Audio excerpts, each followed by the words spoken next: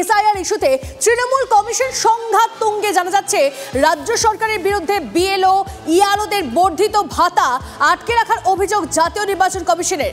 আর এই নিয়েই সরগরম বাংলার রাজনৈতিক মহল। এবার বিজেপি ও কমিশনকে একযোগে আক্রমণ তৃণমূলের সর্বভারতীয় সাধারণ সম্পাদক অভিষেক বন্দ্যোপাধ্যায়।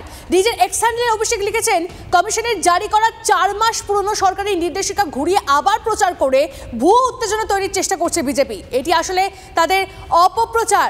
অভিষেকের দাবি, এতে স্পষ্ট বিজেপির নির্বাচনী কৌশল এসআইআর শুধু ব্যর্থই হয়নি, প্রকাশ্যে ভেঙে পড়েছে। কথা বলবো সুমন মহাপাত্র আমাদের সঙ্গে রয়েছে সরাসরি।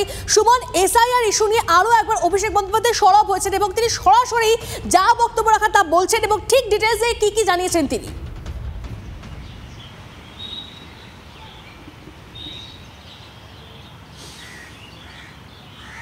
সুমন, শোনা যাচ্ছে? সুমনের সঙ্গে আমরা কথা বলার চেষ্টা করছি, তবে আরো একবার আপনাদেরকে জানিয়ে রাখি এই মুহূর্তে যে খবরে নজর।